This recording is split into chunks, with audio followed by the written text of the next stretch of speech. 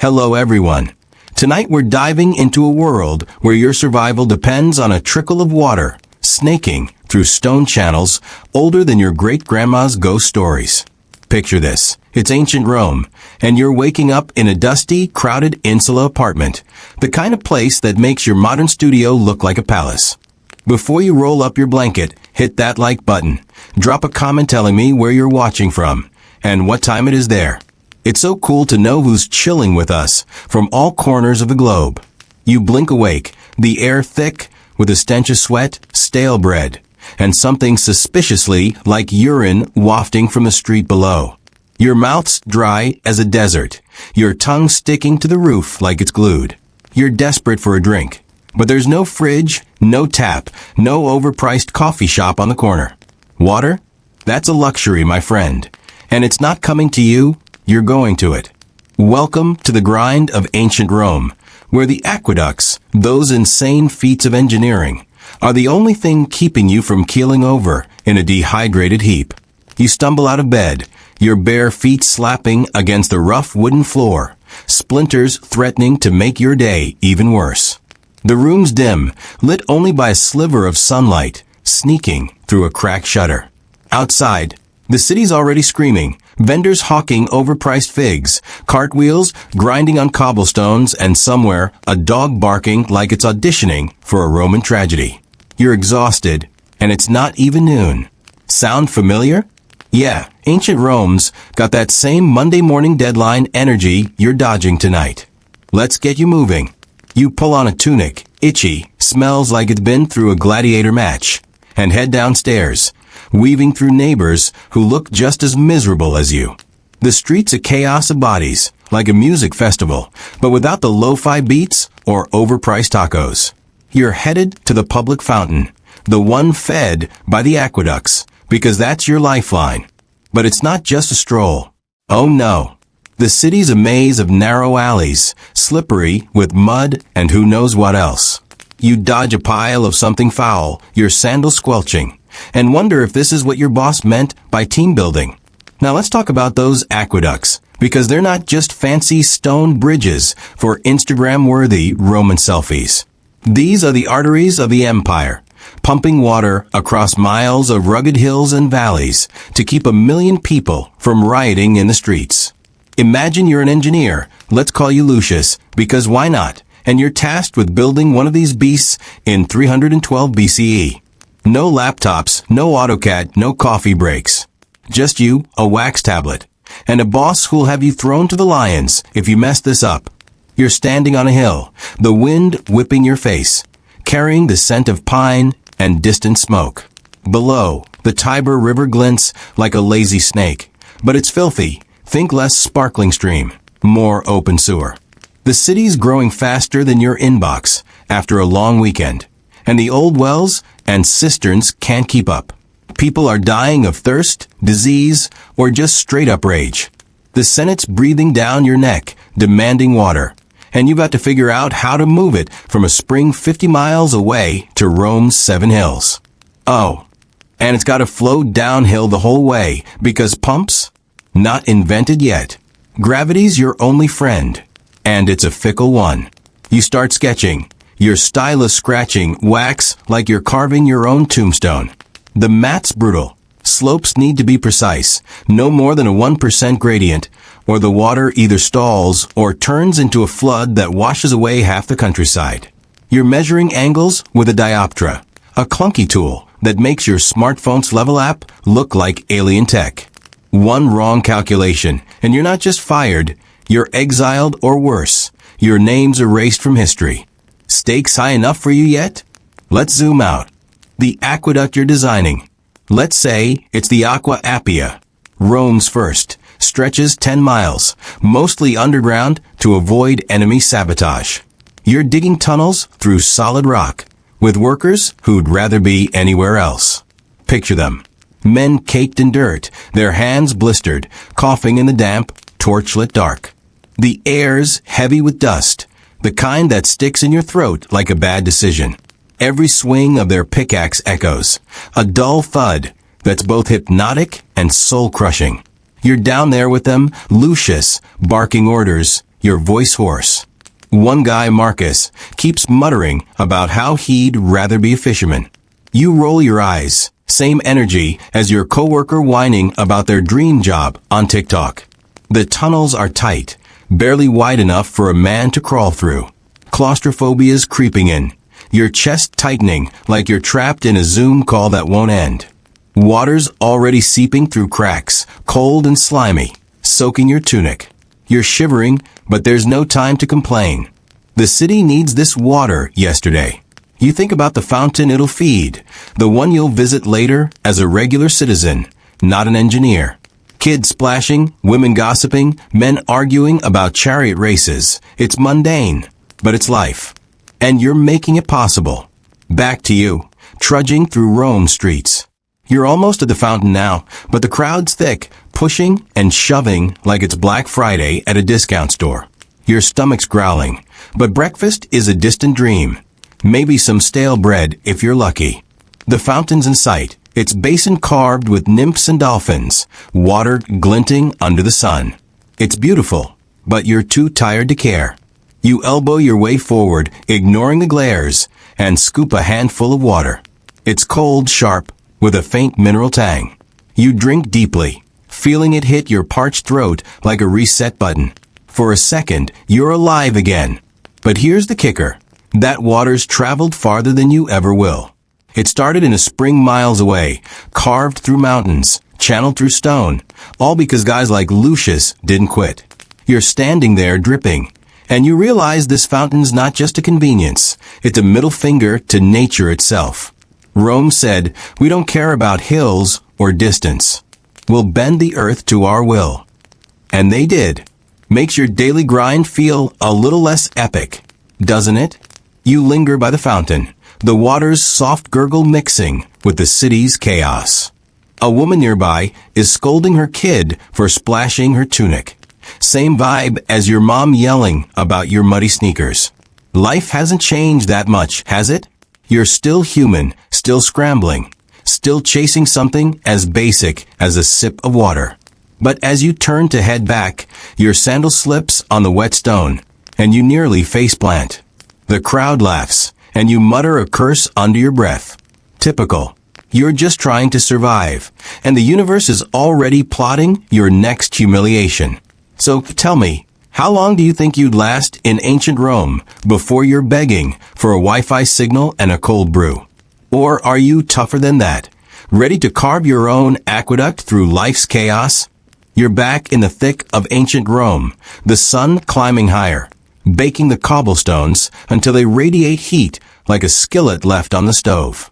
Your tunic's clinging to your skin, damp with sweat and fountain water, and the air's a gritty cocktail of dust, smoke, and the faint whiff of rotting fish from a nearby market stall.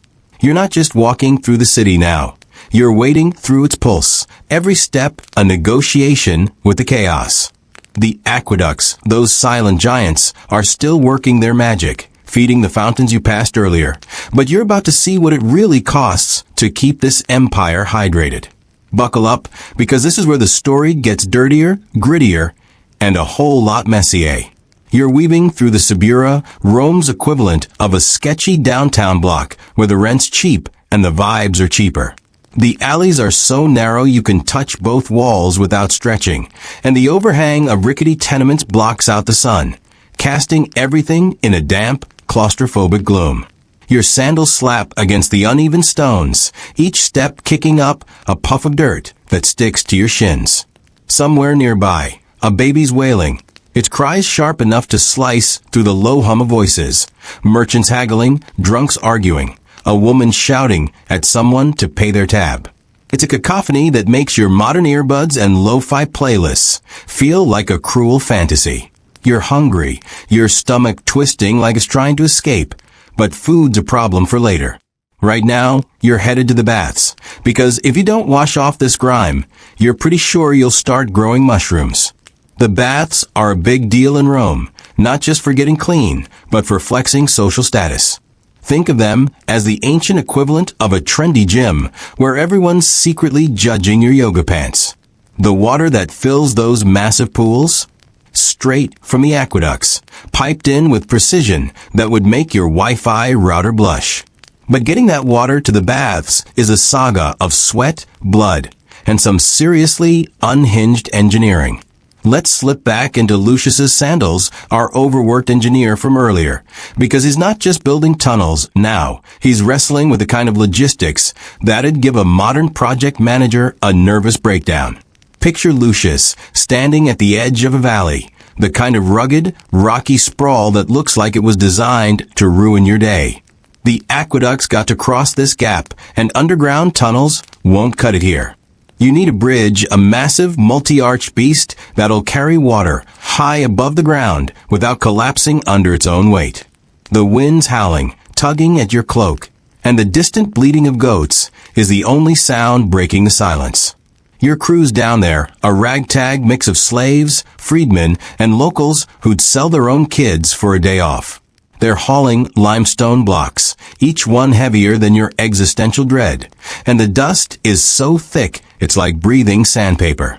Your eyes sting, your throat's raw, and every breath feels like a betrayal. You're calculating again, your wax tablet smudged with sweat and dirt. The arches need to be perfect, too weak, and the whole thing crumbles, too heavy, and you're wasting stone that could have built a senator's villa. You're using a groma, a surveying tool that's basically a stick with strings, to measure angles. It's laughably basic, like trying to design a skyscraper with a ruler and some vibes. But you've got no choice. The water's got to keep flowing, and the slope's got to stay consistent, or the whole system's screwed. You're aiming for a gradient, so precise it's like threading a needle while riding a chariot. 1 degree off, and the water pools stagnates, or worse, floods the valley and drowns your reputation. Let's talk about the workers, because they're the real heroes, or victims, of this story. There's Gaius, a wiry guy with a limp from a quarry accident, who's been hauling stone since sunrise. His hands are cracked, bleeding, wrapped in filthy rags that do nothing to stop the pain. He's muttering curses under his breath, probably about you, Lucius, and your endless demands. Next to him is Livia, a freed woman who's better at masonry than half the men, but gets paid less because, well, Rome's not exactly a beacon of equality. She's chiseling a block, her arms trembling, sweat dripping into her eyes. The clink of her hammer is steady, almost musical. But there's a fire in her glare that says she's one bad day from tossing her tools and walking away. You respect her, but you can't afford to lose her. The aqueduct's behind schedule, and the Senate's already sniffing around, ready to pin the blame on you. The work's brutal, and the risks are higher than your last credit card bill. Scaffolding's rickety, made of wood that creaks like it's auditioning for a horror movie. Every time a worker climbs up, you hold your breath, half expecting a scream and a sickening thud. Accidents happen daily, broken bones, crushed fingers, or worse. Last week, a guy fell 20 feet when a rope snapped. He's alive, barely, but he'll never work again. You visit him sometimes, slipping him a few coins, but the guilt sits in your gut like a stone. You tell yourself it's for Rome, for the greater good, but when you're lying awake at night, the sound of his scream echoes in your head. Back to you, slogging toward the baths. The crowd's thinning out now, the Subura giving way to wider streets lined with shops and temples. The air's still heavy, but there's a faint breeze carrying the scent of olive oil and rosemary from a nearby bakery. Your mouth waters, but your coin pouch is lighter than your hopes for a promotion. The baths are close, their marble facade gleaming under the midday sun, a stark contrast to the grime you're caked in. You can already hear the hum of voices inside, laughter, gossip, the splash of water. It's tempting, like the promise of a Netflix binge after a long day, but getting in isn't free, and you're not exactly rolling in denarii. You pause outside, leaning against a wall to catch your breath. The stone's warm against your back, and you close your eyes just for a second. Big mistake. A cart rumbles by, its driver yelling at a stray dog, and the noise jolts you upright. Your heart's pounding, and you're suddenly aware of how exposed you are, alone, broke, and smelling like a landfill. You glance at the bathhouse entrance, where a guy's arguing with the attendant, probably trying to haggle his way in. He's got the same desperate energy as you, the kind that screams, "I just need one win today." You sympathize, but you're not about to share your spot in line. Inside, the baths are a different world. The aqueducts feed massive pools, their surfaces steaming in the cool air. The water's clean mostly, thanks to constant flow, but you still spot a suspicious floater and make a mental note to avoid that corner. The walls are lined with mosaics, fish and nymphs shimmering in the torchlight, and the air's thick with the scent of lavender oil and damp stone. You strip down, your tunic hitting the floor with a sad little thud, and ease into the warm pool. The water's like a hug, soothing your aching muscles. But it's also a reminder of the aqueduct's power. This luxury, this moment of peace, exists because Lucius and his crew didn't quit. You're floating in their victory, their pain, their obsession with defying nature. But let's not get too cozy. The baths aren't all relaxation and good vibes. They're a social minefield, where one wrong word to the wrong person could land you in hot water, figuratively and literally. You overhear a conversation nearby, two merchants griping about taxes and a shady deal gone wrong. Their voices are low, but the tension's palpable, like a Twitter feud about to spill into DMs. You keep your head down, focusing on the water's gentle ripples. But you can't shake the feeling that someone's watching you. Paranoia? Maybe. Or maybe it's just Rome, where everyone's got an angle, and trust is as rare as a functioning aqueduct in a drought. You're pruning up now, your fingers wrinkly, but you're not ready to leave. The baths are a bubble, a break from the city's relentless grind. Out there, it's back to dodging carts, haggling for bread, and praying your landlord doesn't raise the rent again. You think about Lucius, about the workers, about the aqueducts stretching across the empire like veins. They're not just engineering, they're a statement. Rome saying, "We'll conquer anything, even thirst." It's bold, maybe even arrogant, but you can't help admiring it. Makes your daily hustle feel a little small, doesn't it? Like, what's your biggest win today? Surviving a crowded subway or finishing a report before your boss noticed it was late. You finally drag yourself out, the cold air biting your skin as you grab your tunic. It's still damp, still smells like regret, but you're cleaner at least. The baths are buzzing, but you're done here. You step back into the street, the noise hitting you like a slap. The sun's lower now, casting long shadows, and the city's gearing up for the evening.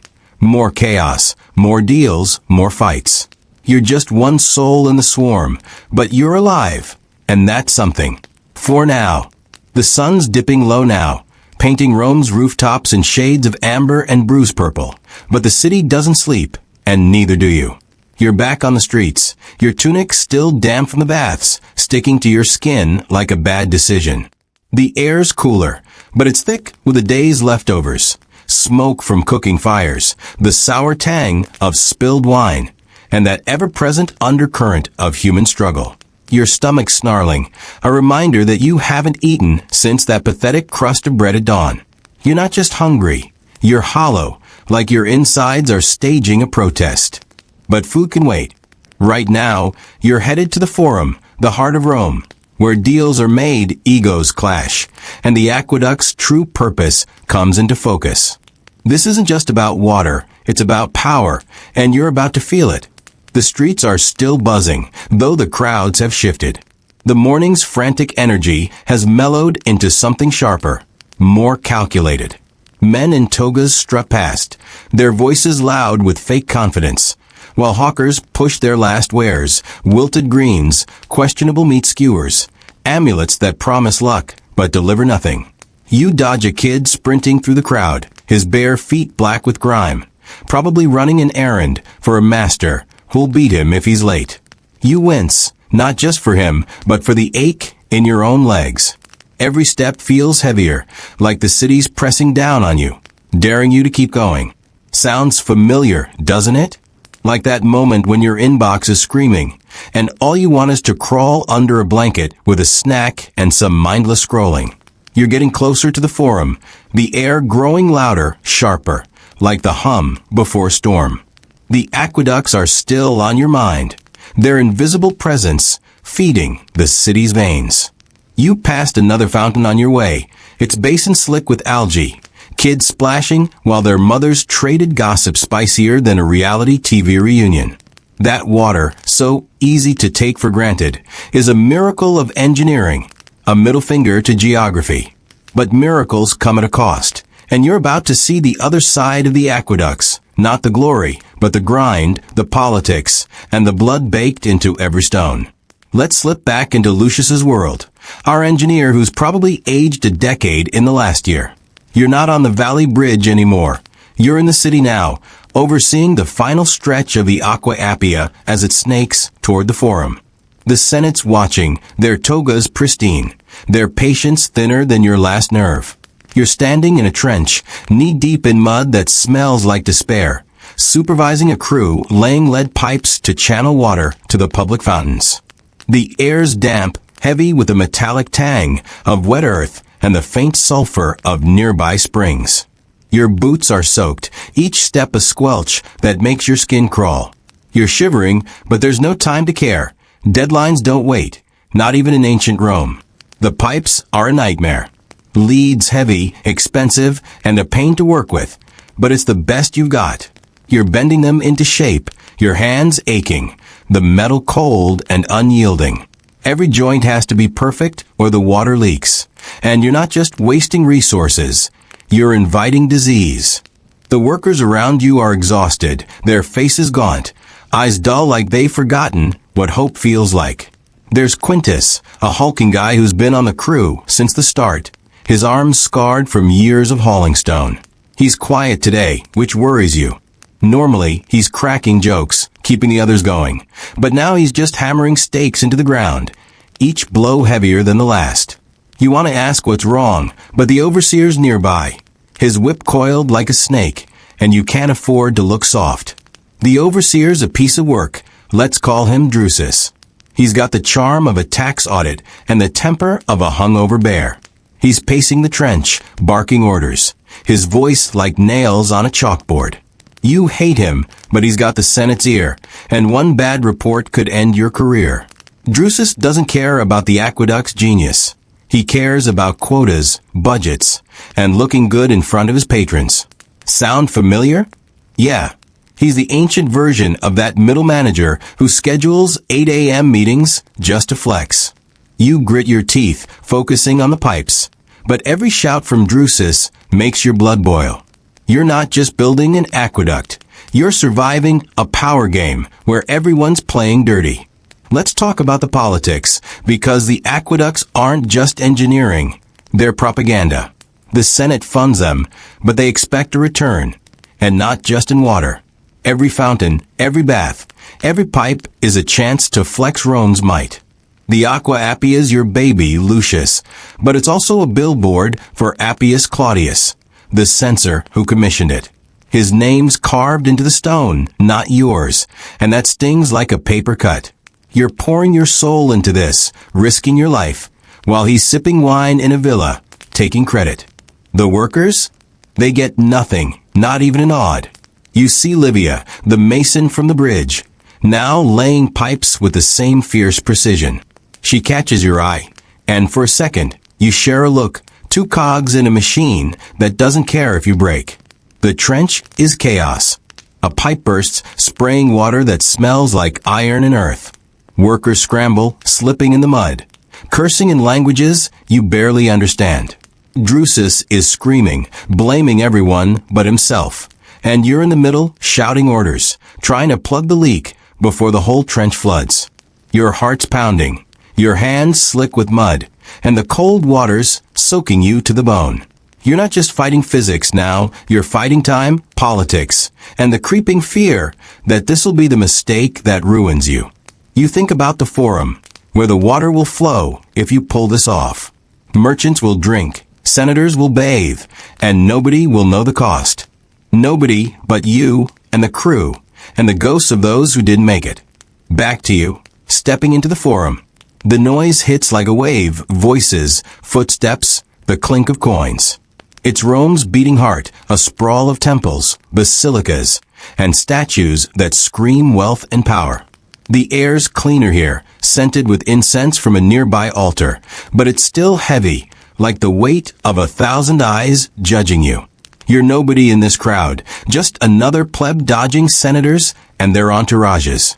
You spot a fountain, smaller than the one in the Subura, but fancier. Its water sparkling in the fading light.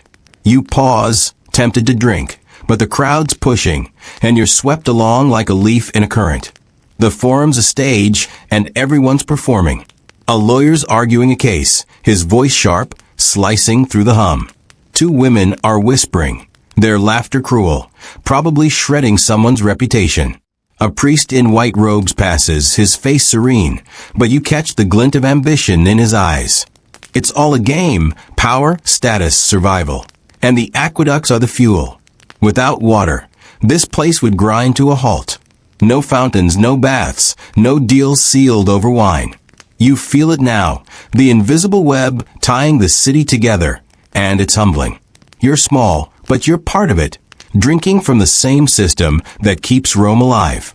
You find a spot near a column, leaning against the cool marble. Your legs ache, your throat's dry again, and the hunger's back, sharper now, like a knife in your gut. You watch the crowd, their faces a mix of exhaustion and defiance. There's a guy selling olives, his voice hoarse from shouting, and you wonder if he's as tired as you. Probably. You think about Lucius, about the trench, about the pipes that'll feed this fountain. You don't know his name, but you're grateful. The water's clean cold, a small mercy in a city that doesn't do mercy. You scoop a handful, splashing your face, and for a moment, the world feels less heavy. But the forum's not a place for rest. A commotion erupts nearby, a merchant accusing another of shortchanging him. Fists are raised, voices climb, and the crowd circles like vultures. You edge away, not in the mood for drama, but you can't help glancing back. It's Rome in a nutshell. Everyone's fighting for their peace, and nobody's backing down. The aqueducts keep the city alive, but they don't fix the chaos. They're a tool, not a cure, and you're starting to see the cracks in Rome's shiny facade.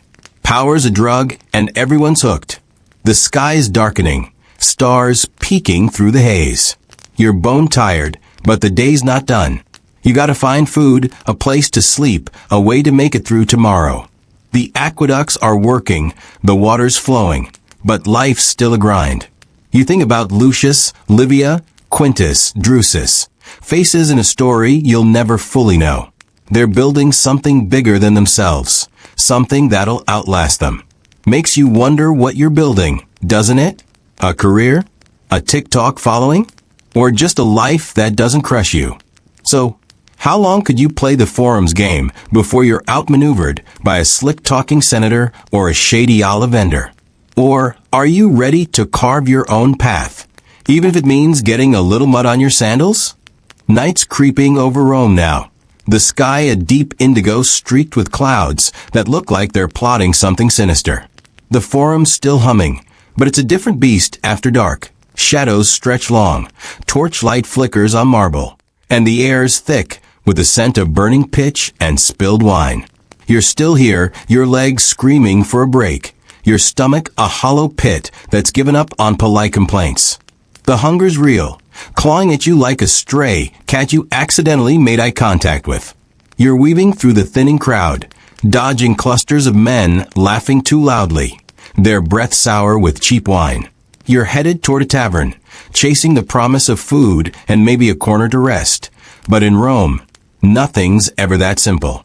The aqueducts, those silent lifelines, are still working their magic, keeping the city's pulse steady. But you're about to see what happens when their perfection meets human messiness.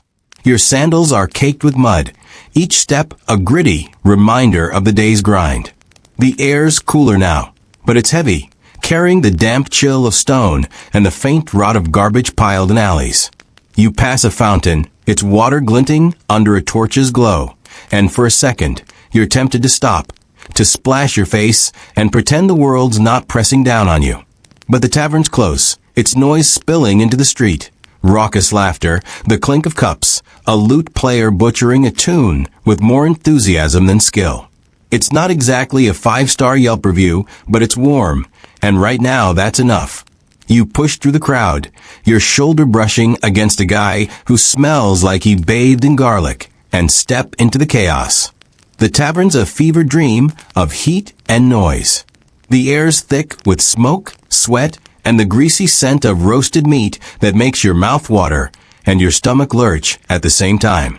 The floor's sticky, littered with olive pits and spilled wine, and the tables are packed with faces, merchants, laborers, a few soldiers slumming it. You spot a corner table barely big enough for one, and claim it, your body slumping against the rough wooden bench. Your back aches, your feet throb, and the weight of the day settles into your bones like damp rot.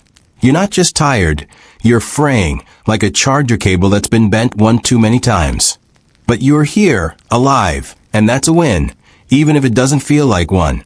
Let's pull back to Lucius, our engineer, because while you're nursing your exhaustion, he's neck deep in a crisis that makes your bad day look like a picnic. You're back at the Aqueduct site, but it's not the trench or the bridge now. It's a maintenance nightmare. The Aqua Appy has been running for months, but nothing lasts forever, especially not in a city that chews up everything. You're standing in a tunnel. The air so damp it clings to your skin, the walls slick with moss and mineral stains. The torch in your hand sputters, casting jittery shadows that make the tunnel feel alive, like it's breathing down your neck. The smell's brutal, mold, stagnant water, and something sharper, like decay. Your boots are ankle-deep in sludge, each step a sickening squish, and the cold seeps through your tunic, wrapping your bones in ice. The problem's a blockage, somewhere deep in the tunnel. Water's pooling, pressure's building, and if you don't fix it, the whole system could rupture, flooding streets and drowning your career. You're with a small crew, just you, Quintus, and a new guy, Titus, who's so green he looks like he'll bolt at the first sign of trouble. Quintus is steady, his scarred hands gripping a pickaxe, but his eyes are haunted, like he's seen too many tunnels and not enough daylight. Titus is trembling, his breath shallow, and you can't blame him. The tunnel's tight, the ceiling low, and every drip of water feels like a countdown. You're all coughing, the air thick with dust and damp, and the sound of your tools clinks, scrapes, thuds, echoes like a dirge. You're hacking at the blockage, a mess of roots, sediment, and gods know what else. The roots are gnarled, twisting through the stone like they've got a personal grudge. You swing your pickaxe, your arms burning, sweat stinging your eyes. Quintus is beside you, his breath's ragged, and Titus is hauling debris, his hands shaking so bad he drops half of it. You're all moving fast, but it's not fast enough. The water's rising, lapping at your knees now, cold and relentless. You can feel the pressure in the walls, a low hum that's more vibration than sound, like the tunnel's warning you to get out. But you can't. The city needs this water, baths, fountains, even that grimy tavern you're sitting in. Failure's not an option, but success feels like a fever dream. Let's talk about maintenance, because the aqueducts aren't a set it and forget a deal. They're high maintenance, like a diva with a rider longer than your grocery list.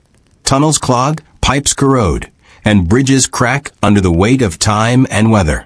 You got teams of workers, slaves, mostly, crawling through tunnels, scraping out sediment, patching leaks. It's dangerous, thankless work. Cave-ins happen, men drown, and the survivors get no glory, just another shift. You, Lucius, are the one they blame when things go wrong, but you're also the one who has to beg the Senate for funds to keep the system running. They're stingy, more interested in funding triumphs than fixing pipes. And every denarius you get comes with strings thicker than the roots you're fighting. Back in the tavern, you're nursing a cup of watered-down wine, the kind that tastes like regret and vinegar. The barmaid, a woman with eyes sharper than a gladius, slams a plate in front of you, bread, olives, and a chunk of cheese that's seen better days.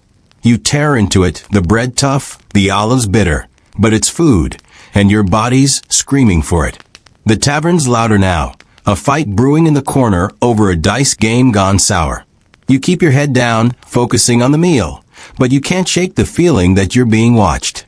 Maybe it's the guy at the next table, his face half hidden in shadow. Or maybe it's just Rome, always sizing you up, waiting for you to slip. You think about the aqueducts, about the water that keeps this city alive. The tavern's got a basin in the corner, fed by a pipe you can trace back to Lucius's work. The water's cloudy, but it's there, and that's more than most cities can say. You're chewing, your jaw aching, and you realize how fragile it all is. One blockage, one crack, and the taverns, the baths, the forum, they all grind to a halt. Rome's mighty, but it's thirsty, and the aqueducts are its lifeline. You're not an engineer, just a pleb trying to survive, but you feel the weight of it, the way the city leans on those stone channels like a drunk leans on a wall. The lute player's given up, replaced by a storyteller spinning a tale about a cursed spring guarded by a nymph. The crowd's eating it up, their faces lit with that mix of fear and thrill you get from a good ghost story. You roll your eyes. Nymphs, sure, but you can't deny the aqueducts have a kind of magic. Not the sparkly kind, but the kind born of sweat, math, and sheer stubbornness. They're a defiance of nature, a declaration that Rome won't bow to hills or rivers. You take another sip of wine, wincing at the taste, and wonder what it's like to build something that outlasts you. Your job's a grind, your life's a scramble. But Lucius? He's leaving a mark, even if nobody knows his name. The tavern's getting rowdier, the fight in the corner spilling into shoves and shouts. You're done here, your plate empty, your body heavy with exhaustion. You slip out, the night air hitting you like a slap, sharp and cold. The streets are quieter now, but not safe. Shadows move in alleys, and you keep your pace quick, your hand on the small knife tucked in your belt. The city's a beast, and you're just trying to stay out of its jaws. You pass another fountain, its water a soft murmur, and you think about Lucius, Quintus, Titus, fighting roots in the dark. They're not heroes, not in the way the Senate tells it, but they're keeping Rome alive, one swing of the pickaxe at a time. You're almost home, your insula looming ahead. Its crumbling walls a promise of a hard bed and another long day. The stars are out, faint through the city's haze, and you feel small, but not alone. The aqueducts are out there, silent, steady, carrying water through the night. They're a reminder that even in this brutal, messy world, someone's fighting to make it work. Makes you wonder what you're fighting for, doesn't it? A promotion? A nap? Or just the chance to sit in a tavern and not worry about tomorrow? You're stumbling back to your insula now, the night air biting at your skin, sharp enough to make your teeth chatter. Rome's gone quiet, or as quiet as it ever gets. Distant shouts, the creak of a cart, the soft gurgle of a fountain you pass in the dark. Your sandals are worn thin, the leather cracking, and every step sends a jolt of pain up your legs. The tavern's meal sits heavy in your gut, a lump of bread and cheese that's more survival than satisfaction. Your head's foggy, a mix of cheap wine and bone-deep exhaustion. And the city feels like it's closing in, its walls and shadows whispering that you're just one misstep from disappearing. The aqueducts, those unseen giants, are still out there, channeling water through the night. But their story's about to get uglier. You're not just a pleb scraping by anymore. You're about to see what happens when Rome's thirst for glory turns on itself. Your insula looms ahead, a crumbling stack of apartments that looks like it's one strong gust from collapsing. The stairwell smells like mildew and despair, the kind of stench that clings to your clothes and your soul. You climb, each step a creak that echoes in the dark, and your hand grazes the wall, rough and damp under your fingers. Your room's at the top, a tiny box with a straw mattress and a draft that never quits. You're almost there, dreaming of collapsing. But the city's not done with you. A neighbor's arguing, their voices sharp through thin walls, and somewhere below, a baby's crying, a sound that cuts through the night like a blade. You're too tired to care, but not tired enough to ignore the gnawing feeling that tomorrow's just another loop of the same grind. You flop onto your mattress, the straw crunching under your weight, and stare at the ceiling. where cracks spiderweb like a map of your own fraying nerves. Sleep's calling, but your mind's stuck on the aqueducts, on the water that keeps this city alive. You're no engineer, but you feel their weight, the way they tie Rome together, from the forum's fountains to the tavern's basin. They're a miracle, sure, but miracles don't come cheap, and the cost is more than stone and sweat. It's ambition, betrayal, and a city that eats its own to stay on top. Let's slip back to Lucius, because his story's about to take a turn that makes your bad day look like a vacation. You're Lucius again, standing in a Senate meeting, the air thick with incense, and the kind of tension that could snap a bowstring. The room's all marble and ego, columns gleaming, senators in togas that cost more than your yearly wage. You're here to report on the Aqua Appia, but it's not a pat on the back they're offering. The aqueduct's running, water's flowing, but there's a problem. Leaks, sabotage, or maybe just bad luck. The fountains are sluggish, the baths are short on water, and the plebs are grumbling louder than usual. You're sweating, your tunic sticking to your back, and the senator's eyes are on you, sharp as vultures circling a corpse. Your mouth's dry, your voice a rasp, and every word feels like a step on thin ice. The issue's not just technical, it's political. Someone's skimming funds, diverting water to private villas while the public fountains run dry. You've got suspicions Drusus, that snake of an overseer, has been too cozy with certain senators, but no proof. Accuse him and you're risking exile. Stay quiet and you're complicit. You're caught in a web and the threads are tightening. The Senate doesn't care about your math or your crew sacrifices. They want results and they want someone to blame. You glance at Appius Claudius, the censor who's taken credit for your work. He's calm, his face a mask, but you know he'll throw you under the chariot to save himself.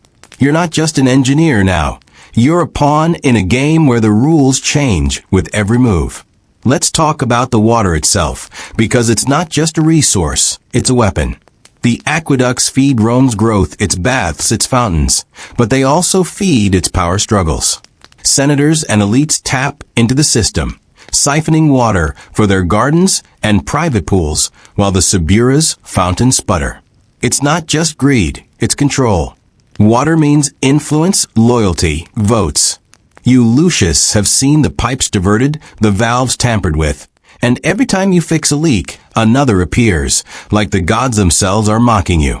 Your crew's stretched thin, Quintus's cough is worse, and Titus is starting to crack, his hands shaking as he patches pipes.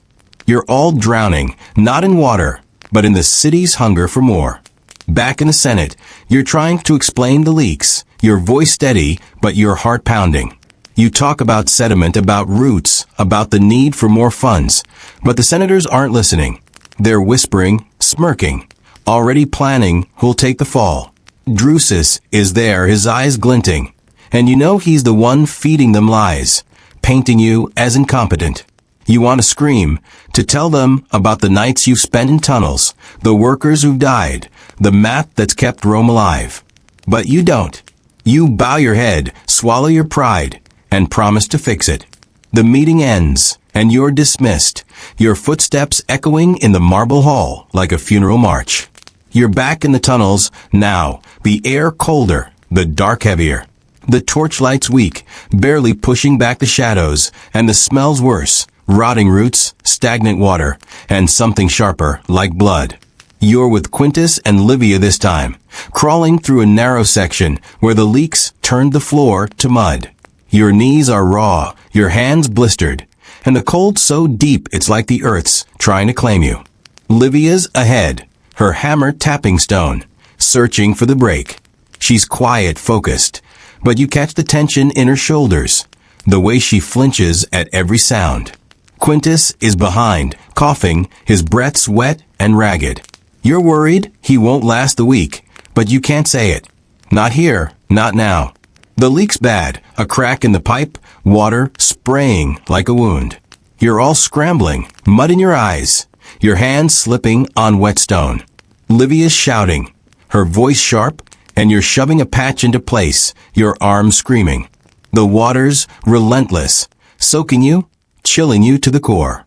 You're fighting time, gravity, and the creeping dread that this is sabotage, not an accident. You think about Drusus, about the senators, about the villas with their sparkling pools. The patch holds, the spray slows, and you slump against the wall, your chest heaving. Livia's panting, Quintus is coughing, and the tunnel's silent except for the drip of water and your own ragged breaths. You've won for now, but it doesn't feel like victory. Back to you. Lying in your insula, the straw mattress poking your back like it's got a personal grudge.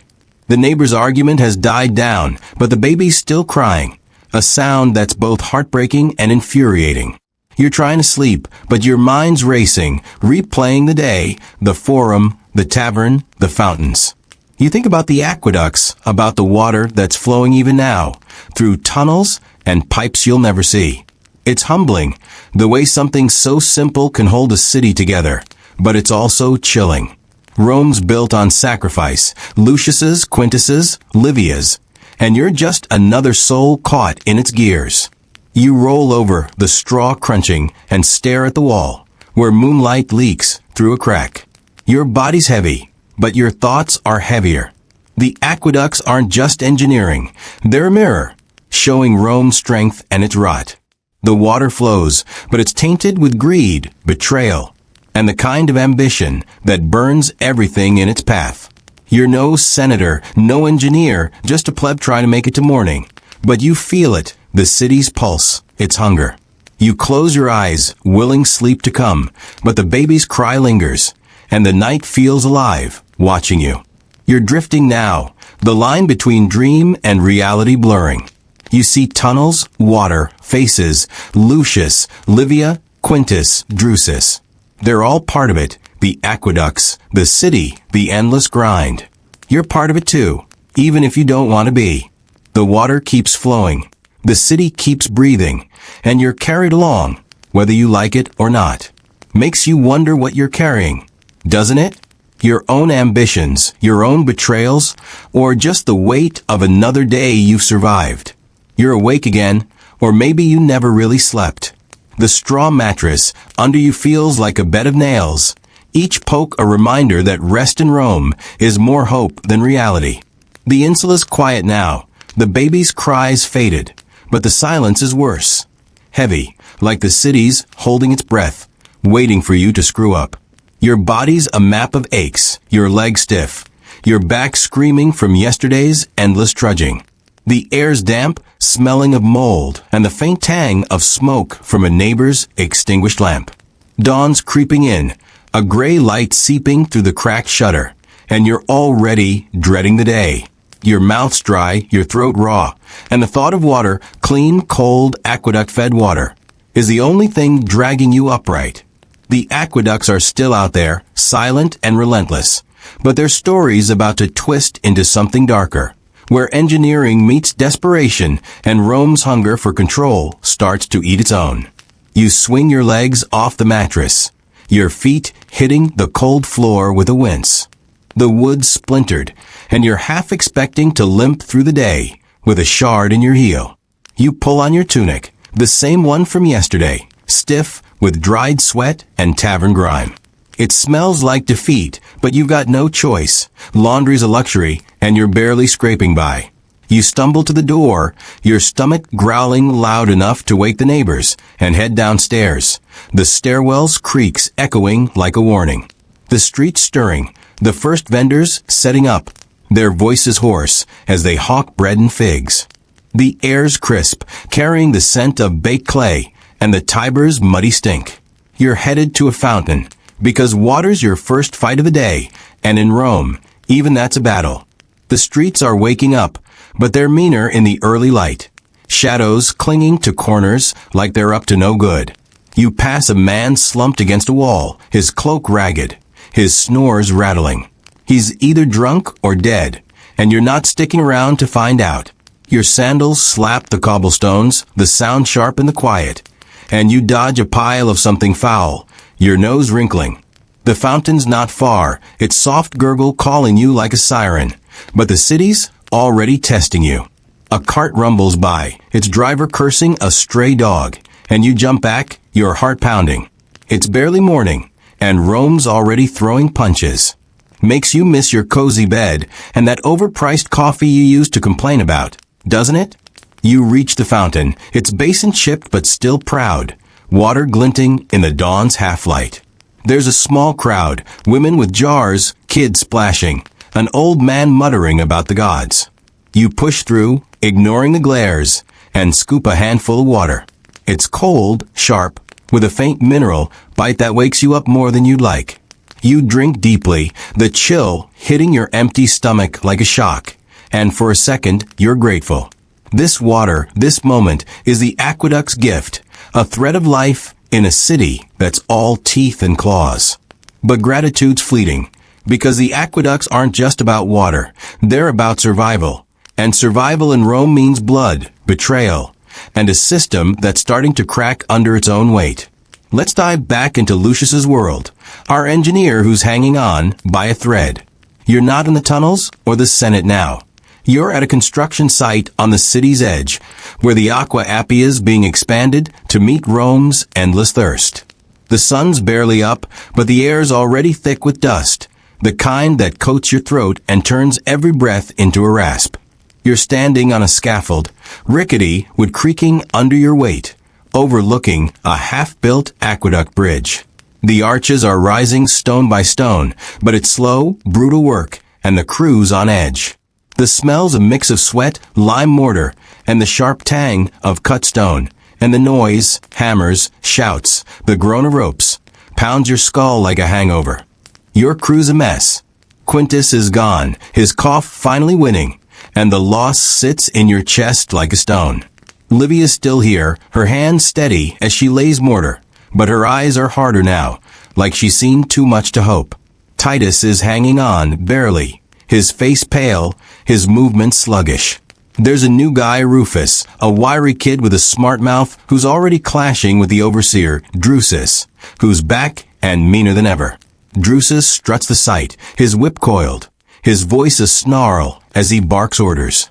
You hate him, but he's untouchable, backed by senators who don't care about your arches or your crew's lives. You're trying to keep the work moving, your wax tablets smudged with calculations, but every number feels like a gamble, and the stakes are higher than ever. The bridge is a beast. Each arch has to be perfect, the keystone locking it all together, or the whole thing collapses, burying your crew and your name. You're using a crane, a clunky wooden thing powered by men on a treadmill. Their grunts and groans a grim rhythm. The stones are massive, each one a backbreaker, and the ropes are fraying, the wood splintering. You're shouting orders, your voice hoarse, your eyes stinging from dust. Livia's up on the scaffold, guiding a stone into place, her movements precise, but her face tight with strain. Rufus is below, hauling rope, his curses drowned out by the crane's creak. Drusus is watching, his smirk saying he's waiting for you to fail. You feel the pressure, not just from the work, but from the city itself. Its hunger for water, for glory, for blood.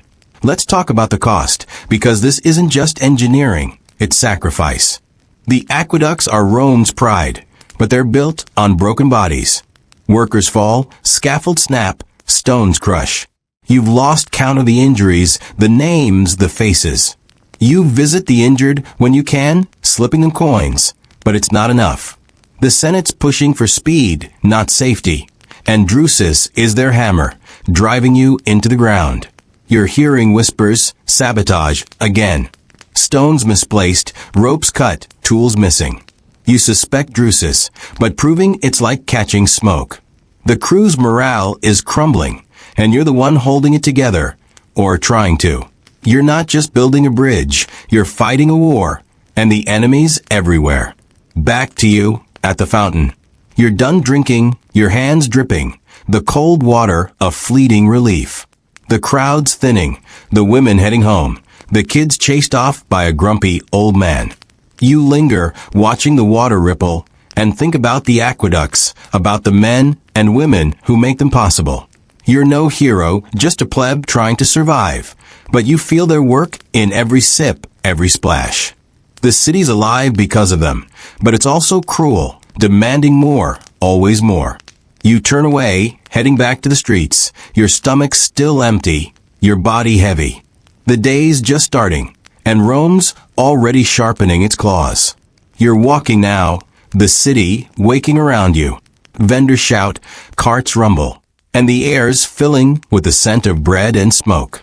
You pass a temple, its altar stained with offerings, and a priest chanting, his voice low and hypnotic. You don't stop. Gods are for those with time to spare, but you feel the weight of belief, the way it shapes the city as much as the aqueducts do. Water's not just life, it's sacred, a gift from the gods, or so they say.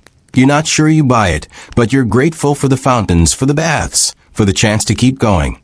You think about Lucius, Livia, Rufus, fighting to keep the water flowing. They're not praying, they're working, bleeding, surviving. The street's busier now, the crowd pushing you along like a current. You're headed to the market, hoping to scrounge something edible. But your coin pouch is light, and the prices are brutal. You dodge a merchant's aggressive pitch, his voice like a used car salesman's, and keep moving, your eyes scanning for a deal. The aqueducts are on your mind, their arches looming in your memory like giants. They're Rome's backbone, but they're fragile, held together by math and stubbornness. You're fragile too, aren't you? One bad day, one wrong step, and you're done. Makes you wonder what keeps you going. Hope, spite, or just the promise of another sip of water. So, how long could you haul stones for Rome's glory before you're crushed by the weight? Or are you stubborn enough to build something that lasts, even when the city's betting against you? The morning's in full swing now, Rome's streets a churning sea of bodies, noise, and heat. You're weaving through the market, the air thick with the scent of overripe fruit, sizzling meat, and the sharp tang of sweat-soaked wool. Your tunic's clinging to you, damp and gritty, and your sandals are barely holding together, flapping against the cobblestones like they're begging for mercy. Your stomach's a snarling beast, the fountain's water long gone, and your coin pouch is lighter than your mood. The market a riot of color and chaos, vendors shouting, baskets overflowing, a stray goat bleating as it dodges a kid's grabby hands. You're hunting for food, something cheap enough to keep you going. But every price feels like a personal insult. The aqueducts are still out there, their water feeding the city's pulse, but their stories about to dive into the shadows, where ambition turns toxic and Rome's genius starts to rot from within. You pause at a stall, eyeing a pile of wilted figs that look like they've seen better days. The vendor's a wiry man with a grin sharper than a dagger, and he's already sizing you up, his voice dripping with fake charm as he haggles. You're too tired for this dance, but hunger's a cruel motivator. You toss him a coin, grab a handful of figs, and shove one in your mouth. It's soft, too sweet, sticking to your teeth, but it's fuel, and right now, that's all that matters. You keep moving, the crowd pressing in, their elbows and shoulders a constant jab. The noise is relentless, shouts, laughter, the clatter of carts, like a playlist stuck on max volume with no off switch. You're not just navigating the market, you're surviving it. And it feels like Rome's daring you to break. Your head's pounding, the figs doing little to dull the hunger, and your thoughts drift to the aqueducts, to the water that keeps this chaos alive. You passed a fountain on your way here, its basin crowded with women gossiping and kids splashing, and you felt it again, that fleeting gratitude for something so simple, so vital.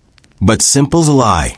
The aqueducts are a web of stone, sweat, and secrets, and their story's not just about engineering. It's about power, greed, and the kind of betrayal that leaves scars deeper than any pickaxe. You're just a pleb, scraping by, but you're caught in their shadow, and it's starting to feel like a trap. Let's slip back to Lucius, our engineer who's fighting a losing battle against a city that doesn't care. You're not at the bridge or the tunnels. Now, you're in a backroom meeting, a dim, smoky space that smells of wax and old wine. The walls are plastered, cracked, and the air's heavy with the weight of secrets. You're facing a small group, Drusus, the overseer with a smile like a snake, and a senator named Gaius Marcellus, whose toga's too clean for the dirt he's playing in. They're leaning in, their voices low, and you're standing there, your hands clenched, your heart hammering like a war drum. The Aqua Appia's expansion is faltering. Delays, accidents, whispers of sabotage. And they're pinning it on you. Your mouth's dry, your throat tight, and every word you say feels like a step toward a cliff. The problem's not just the aqueduct, it's the money. Funds are vanishing, siphoned off to line pockets, while the crew starves and the arches crumble. You've seen the numbers, the wax tablets that don't add up, and you know Drusus is neck deep in it, funneling coin to Marcellus's allies. You've got no proof, just suspicions, and calling them out is suicide. Marcellus is smooth, his voice like honey over a blade, promising support if you play along, but his eyes are cold, calculating. Drusus is worse, his smirk saying he's already won. You're trapped, caught between loyalty to your crew and the city's grinding machine. You think about Livia still laying stone and Rufus, whose smart mouth is going to get him killed. They're counting on you, but Rome's counting on your silence. Let's talk about corruption, because the aqueducts aren't just marvels, they're magnets for greed. Every stone, every pipe, every denarius is a chance to skim, to scheme, to climb. Senators like Marcellus use them to buy votes, flaunting fountains as gifts to the plebs, while their villas overflow with stolen water. Overseers like Drusus sell contracts, cut corners, and pocket the difference, leaving workers like Livia and Rufus to pay the price. You, Lucius, are stuck in the middle. Your calculations perfect, but your hands tied. You've seen workers die, crushed, drowned, broken, because of shoddy materials and rushed timelines. You've patched leaks with your own hands, your blisters bleeding, while Drusus counts his coins. The aqueducts are Rome's lifeblood, but they're also its poison, and you're drinking it every day. Back in the meeting, you're trying to hold your ground. Your voice steady, but your palms sweating. You talk about the bridge, the delays, the need for more men, more stone, more time. Marcellus nods, but it's a performance. And Drusus's smirk is a knife in your gut. They're planning something, a scandalous sacrifice, and you're the easiest target. You leave the room, your footsteps heavy, the air outside sharp with the scent of rain and smoke. The city sprawling below, its fountains glinting, its baths steaming, and you feel the weight of it all. The water, the stone, the lies. You're not just building aqueducts, you're fighting a hydra, and every head you cut grows back meaner. Back to you, in the market. You're done with the figs, your hands sticky, your hunger dulled, but not gone.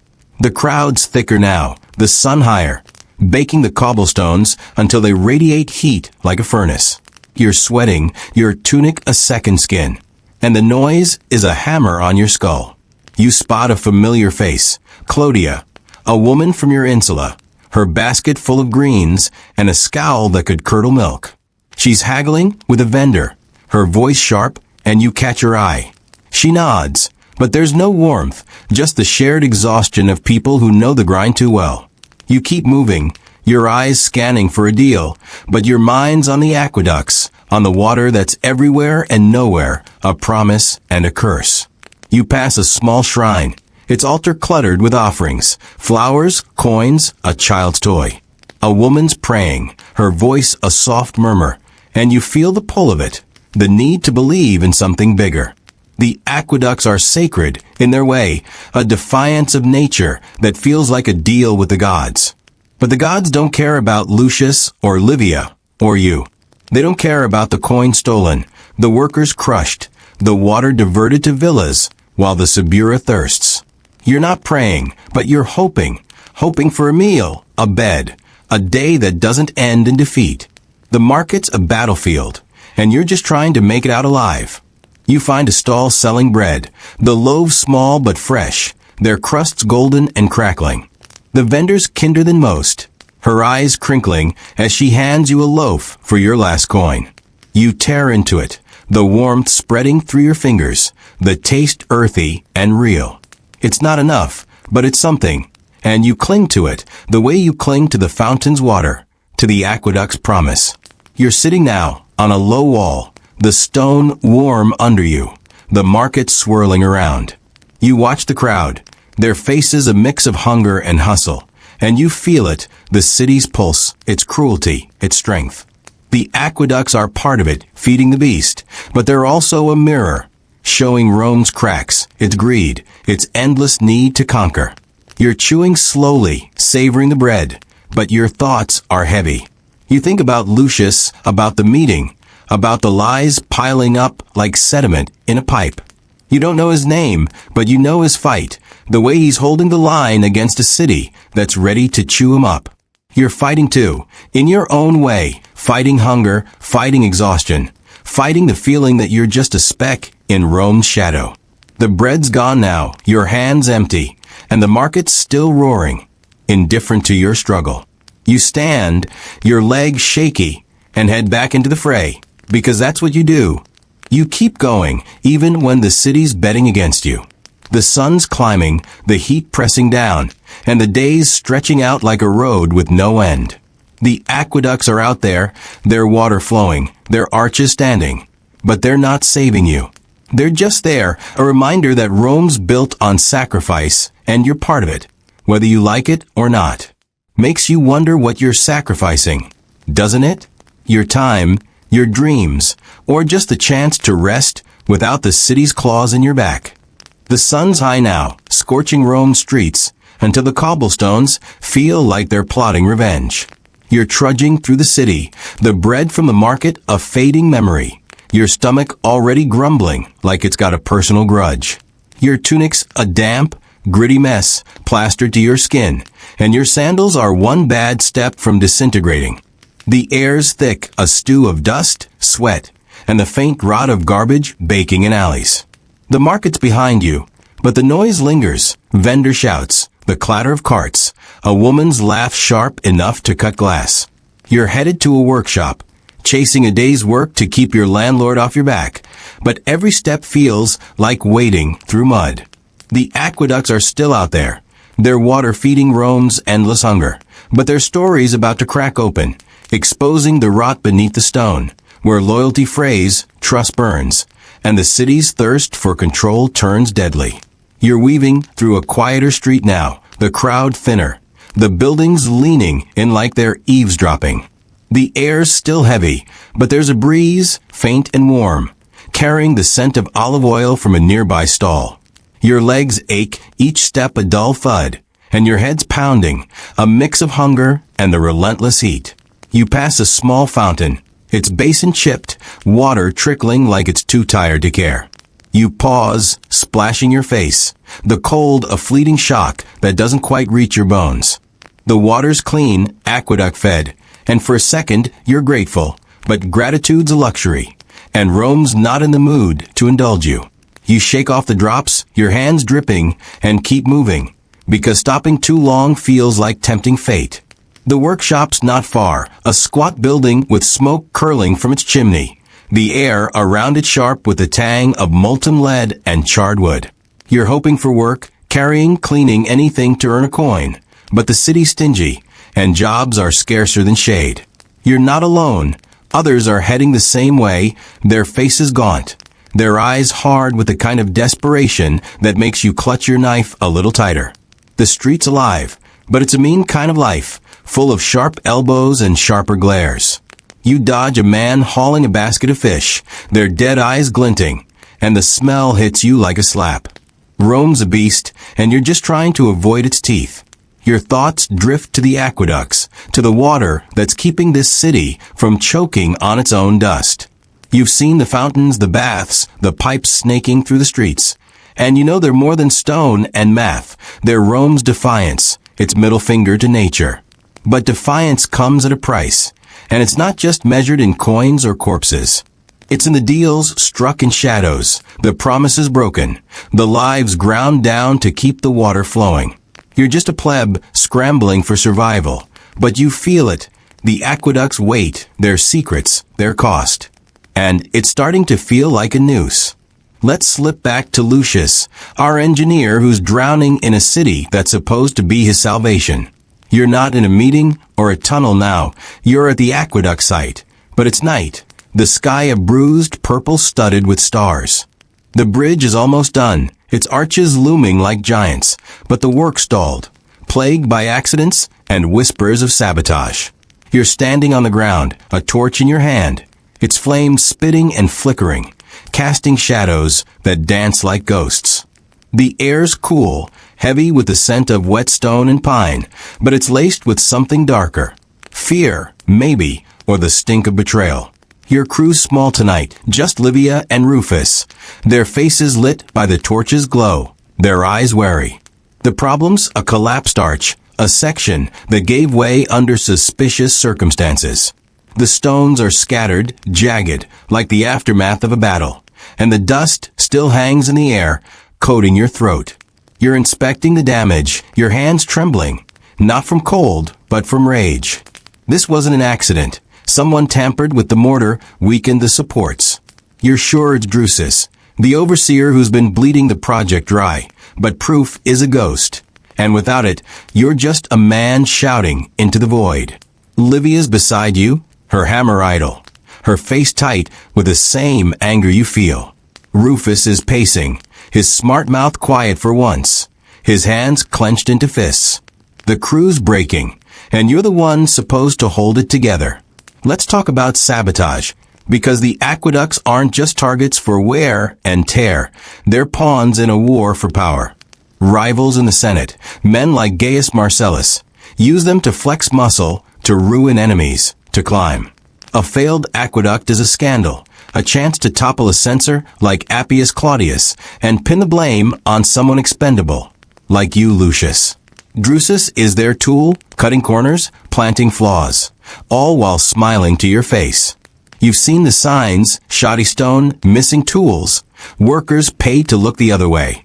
You've lost men to these games, their bodies crushed under accidents that stink of intent. You're fighting not just gravity, but a city that's rigged the game against you. You're kneeling now, sifting through the rubble, your hands raw, your nails caked with dirt. Livia's pointing out the mortar, too thin, too brittle. And you nod, your jaw tight. Rufus is muttering, his voice low, saying what you're all thinking, that Drusus needs to pay. You want to agree, to let the anger take over, but you can't. Not yet. The aqueduct's your life, your legacy. And if it falls, so do you. You're giving orders, your voice hoarse, telling Livia to mix new mortar. Rufus to clear the debris. The night's cold, the torch's heat a faint tease, and every sound, the clink of stone, the rustle of leaves, feels like a threat. You're not just rebuilding an arch, you're rebuilding trust, and it's slipping through your fingers like water.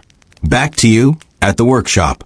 You've reached it now, the air inside hot and heavy, the smell of lead and smoke choking you. The foreman's a burly man with a scar across his cheek, and he's eyeing you like you're more trouble than you're worth. You're begging for work, your voice low, your pride a bitter pill you've already swallowed. There's a job, hauling lead pipes, the kind that feed the aqueduct's final stretch, but it's brutal, and the pay's a joke. You take it, because what else can you do? The pipes are heavy cold, their surface dull in the dim light, and your hands ache just looking at them.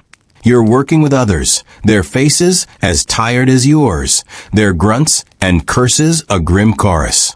The pipes are for a fountain, maybe one you'll drink from tomorrow, and the thoughts both comforting and cruel. The workshop's a furnace, the heat pressing down, your sweat mixing with the dust on your skin. You're hauling a pipe, your arms burning, your back screaming, and the foreman's barking, his voice like a whip. You think about Lucius, about Livia, about the aqueduct's endless grind. You're all connected, aren't you? The pipes, the arches, the water. It's a chain, and you're a link, small but vital. You drop the pipe into place, the clang echoing, and wipe your brow, your hand leaving a streak of grime. The day's young, but you're already spent, your body a machine running on fumes. You step outside for a break, the air cooler, the sky a hard blue. The workshop's noise fades, replaced by the city's hum, voices, footsteps, the distant gurgle of a fountain. You lean against a wall, the stone warm, and close your eyes just for a second. Big mistake. A shout jolts you upright, a worker cursing as a pipe slips, nearly crushing his foot. You're back in it, the grind, the fight, and you feel it. The aqueduct's shadow, their promise, their curse. They're Rome's triumph. But they're also its trap, binding you, Lucius, Livia, everyone in a web of stone and ambition. You're back to work, your hands raw, your mind heavy. You think about the collapsed arch, about Drusus's smirk, about the city that's watching, waiting for you to fail. You're just a pleb, but you're part of it, carrying the pipes that carry the water that carries Rome. It's humbling, but it's also chilling. The way the city leans on you, on Lucius, on the aqueducts, and gives nothing back. You're hauling another pipe, your breath ragged, and you wonder what you're building, not just pipes, but a life, a future, or just another day you've survived. The afternoon's clawing at you now. Rome's heat, a relentless fist pressing down on the city. You're staggering away from a workshop, your hands raw from hauling lead pipes. Your back a knot of pain that pulses with every step. Your tunic's a filthy rag, soaked with sweat and streaked with grime. And your sandals are more holes than leather, flapping like they're mocking you. The air's thick, a haze of dust, smoke, and the sour tang of overworked bodies. The workshop's noise, clanging metal, shouted curses, still rings in your ears. But the streets are louder, a chaotic symphony of vendors, carts, and stray dogs snarling over scraps. You're bone-tired, your stomach a hollow ache, and all you want is a corner to collapse in. But Rome doesn't care about your dreams of rest. The aqueducts are still out there, their water flowing through the city's veins. But their stories turning sharper now, cutting into the heart of Rome's ambition, where loyalty is a myth and survival is a knife fight in the dark. You're headed toward the Aventine Hill, chasing a rumor of cheap lodging or maybe a meal if you're lucky. The streets are narrower here, the buildings leaning in like they're whispering secrets. The air's heavy, laced with the scent of baking bread and the faint rot of garbage piled in corners. Your legs are lead, each step a negotiation with your body, and your head's throbbing, a dull pulse that matches the city's rhythm. You pass a small fountain, its water a soft murmur, and you're tempted to stop, to drink, to wash the grime from your face. But the crowd's pushing, a tide of bodies that doesn't care about your exhaustion. And you keep moving, because hesitation in Rome is just another way to lose. The Aventine's a mixed bag, plebs like you, craftsmen, and the occasional shady type who looks like they'd sell their own kids for a coin. The streets are alive, but it's a desperate kind of life, full of quick glances and clenched fists. You dodge a woman carrying a basket of laundry, her face etched with the same weariness you feel, and you wonder if she's dreaming of escape too. The aqueducts are on your mind, their arches looming in your memory, their water a lifeline you can't shake. You've drunk from their fountains, bathed in their baths, and now you've carried their pipes, but you're starting to see the truth. They're not just engineering. They're a battlefield, soaked in sweat, blood, and the kind of betrayal that makes your stomach twist. Let's slip back to Lucius, our engineer who's running out of moves in a game he never wanted to play. You're not at the workshop or the bridge now. You're in a cramped taberna, a dimly lit dive that smells of sour wine and desperation. The walls are stained, the benches wobbly, and the air's thick with the hum of low voices and the clink of cups. You're meeting Livia, the mason who's been with you since the start, and Rufus, the kid whose mouth is sharper than his sense. They're sitting across from you, their faces lit by a flickering lamp, and the tension's so thick you could cut it with a gladius. The aqueduct's in trouble, another collapse, more sabotage, and the Senate's circling like wolves. You're here to plan, to fight back, but every word feels like a step toward a trap. The collapse was no accident. You found evidence, this time, a tampered keystone, cut too thin, designed to fail. You're sure it's Drusus, the overseer who's been playing you all for fools, but proving it means going up against Gaius Marcellus and his Senate allies. Livia's eyes are hard, her hands steady, but there's a crack in her voice when she talks about the crew, men and women she's worked beside, buried, mourned. Rufus is angry, his fists clenched, his words spitting like sparks. He wants to confront Drusus, to make him pay. But you know it's not that simple. You're sweating, the taberna's heat pressing down, and your throat's dry, the wine in your cup too bitter to help. You're not just an engineer anymore. You're a conspirator, and the stakes are your life. Let's talk about rebellion, because the aqueducts aren't just Rome's pride. They're its fault line. Every stone, every pipe, every drop of water is a chance for someone to twist the knife. Drusus and Marcellus are stealing funds, diverting water, sabotaging the work to discredit Appius Claudius and anyone tied to him. Like you, Lucius. The crew's caught in the crossfire. Their lives cheap, their deaths just numbers on a senator's tablet. You've seen it, workers crushed, tunnels flooded, arches falling, and every accident reeks of intent. Livia's lost friends, Rufus's lost innocence, and you're losing your grip on the idea that Rome's worth saving.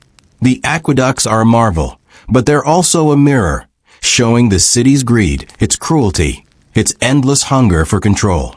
You're whispering now, your voice low, laying out a plan.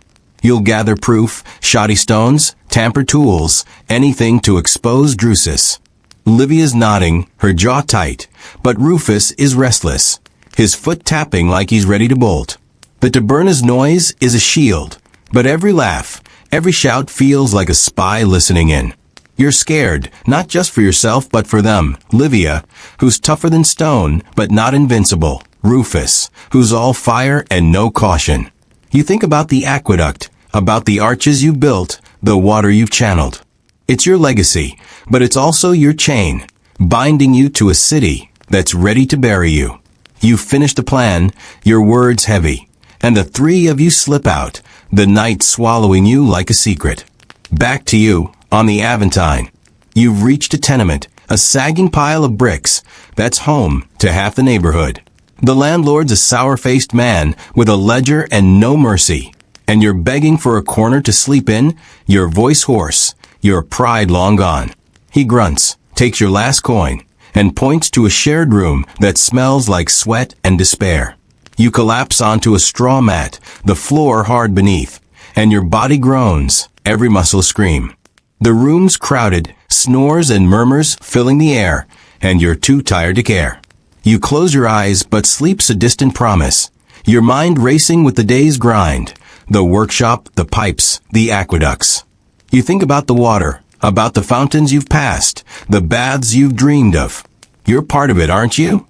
The pipes you carried, the water you drank, the city you're feeding with every aching step. But you're also part of the rot, the desperation, the endless scramble to survive. You see Lucius's face, though you don't know his name, and you feel his fight, the sabotage, the betrayal, the weight of a city that demands everything and gives nothing. Your hands are still raw, your back still hurts, and the tenement's noise is a lullaby of misery. You're drifting, the line between dream and reality blurring, and you see arches, water, shadows moving in the dark. The aqueducts are out there, their water flowing, their arches standing, but they're not yours. They're Rome's, and Rome's a beast that devours its own. You're just a pleb, a speck in the city sprawl, but you're tied to it, to the water, to the stone, to the blood baked into every pipe. You're fighting, like Lucius, like Livia, like Rufus, but for what? A coin, a meal, a night without fear? The tenement's quiet now, or as quiet as it gets, and you're sinking, your body heavy, your thoughts heavier. The aqueducts are a marvel, but they're also a warning, a reminder that Rome's built on sacrifice, and you're next in line. You're almost asleep, the straw mat a cruel bed, when a shout outside jolts you awake. It's nothing, a drunk, a fight, the city's usual chaos, but your heart's pounding, your breath shallow. You lie back, staring at the ceiling, where cracks trace a map of your own breaking point. The aqueducts are still flowing, the city's still breathing, and you're still here for now. But the shadows are closing in, and you can't shake the feeling that something's coming. Something bigger, something worse. Makes you wonder what you're holding on to, doesn't it? A dream, a fight, or just the stubborn need to see another dawn. The night's deep now, Rome wrapped in a darkness that feels alive, like it's watching you, waiting for you to blink. You're still in the Aventine tenement, sprawled on that miserable straw mat, the air heavy with the stench of sweat, damp straw, and the faint smoke of a dying lamp. Your body's a wreck, muscles screaming, hands raw from the workshop's pipes. Your back a map of knots that no amount of shifting can untie. The room's quiet, save for the snores of strangers and the occasional creak of the building, groaning like it's as tired as you. Your mind's a tangle, caught on the aqueducts, their water flowing through Rome's veins, their story a thread you followed through the city's chaos. This is the end, the final stretch, where the aqueduct's glory and rot collide, where Lucius's fight meets its breaking point, and where you, just a pleb scraping by, find yourself staring into Rome's heart. And it's not pretty. The city's a beast, and tonight it's showing its teeth. You're trying to sleep, your eyes heavy, but the tenement's noises keep yanking you back. A cough, a muttered curse, the scuttle of a rat in the corner. Your stomach's empty again, the bread from the market a distant memory, and your throat's dry, craving the fountain's cold bite. You roll over, the straw poking your ribs, and stare at the cracked ceiling, where moonlight traces shadows that look like arches, like the aqueducts you've carried in your mind all day. They're more than stone now. They're a story, a warning, a mirror showing Rome's strength and its sickness. You're part of it, tied to the water, the pipes, the endless grind. And as you lie here, you feel the weight of it all, pressing you into the mat like the city's daring you to give up. Let's dive back to Lucius one last time, because his story's not ending with trumpets or glory. It's ending in blood and dust, the way Rome likes it. You're not in the taberna or the Senate now. You're back at the aqueduct site, the bridge's arches looming under a moonless sky. The air's cold, sharp with the scent of wet stone and charred wood from a nearby fire. Your torch is sputtering, its light weak, and the shadows are thick, swallowing the edges of the world. You're with Livia and Rufus, your only allies, and you're moving fast, your heart pounding, your hands slick with sweat. The plan you hatched in the taberna is in motion, proof of Drusus's sabotage, a tampered keystone and a stolen ledger, tucked under your cloak. You're heading to confront him, to expose him to Appius Claudius before the Senate buries you all. The site's quiet, too quiet. The usual clatter of tools and shouts replaced by a stillness that sets your teeth on edge. Livia's beside you, her hammer gripped like a weapon, her eyes scanning the dark.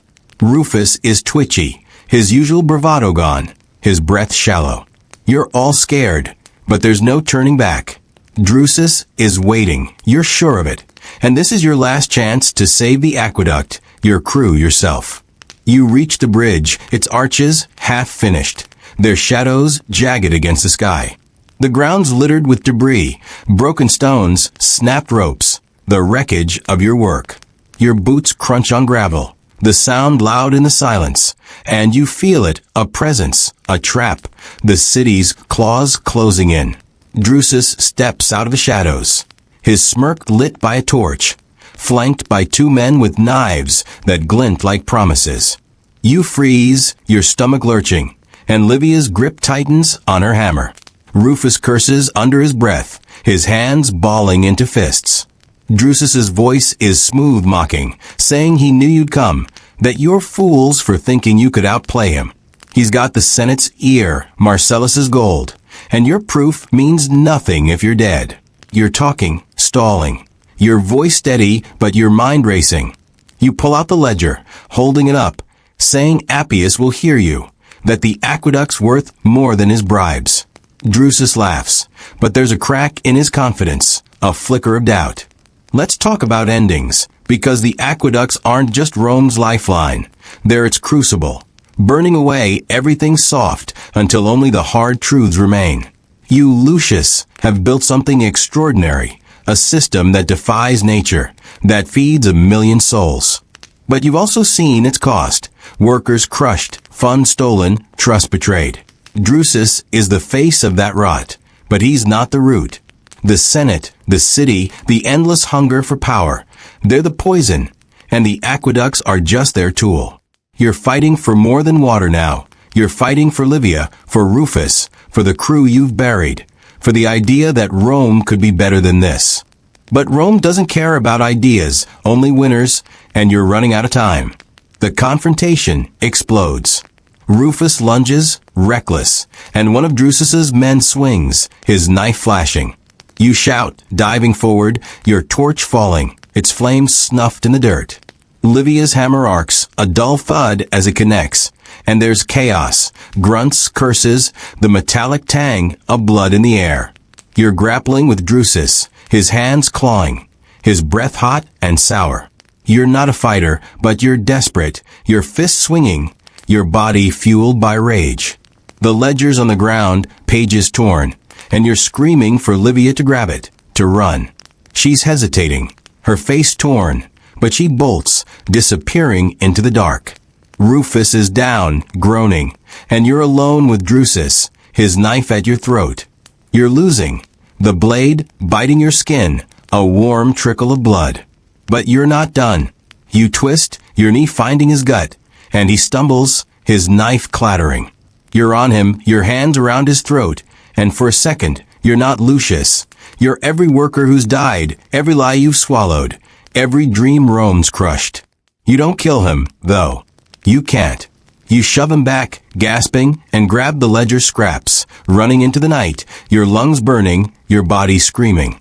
You don't know if Livia made it, if Rufus is alive, but you're alive, and the proof's in your hands.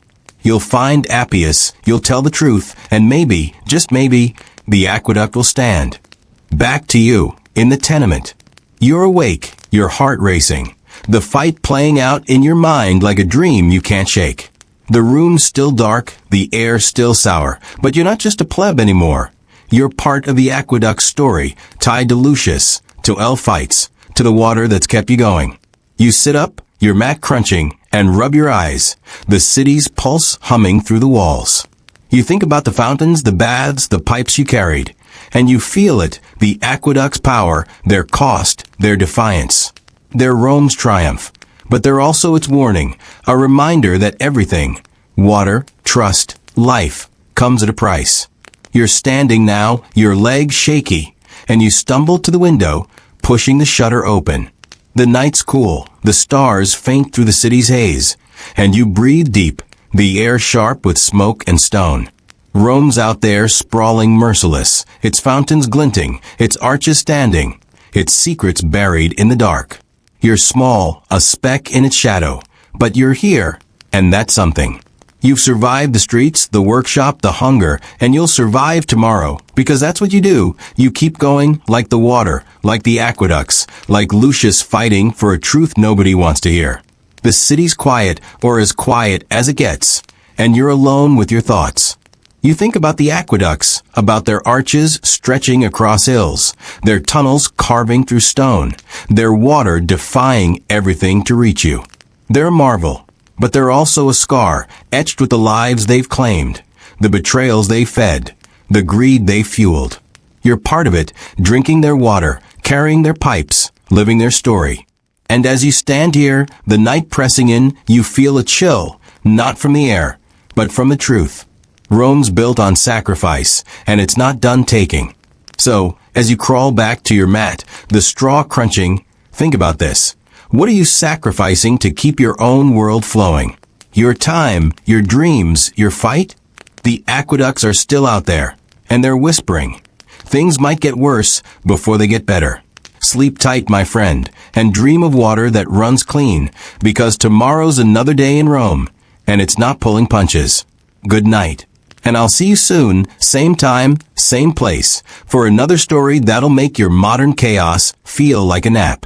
Until then, rest well, and don't let the city's shadows creep too close.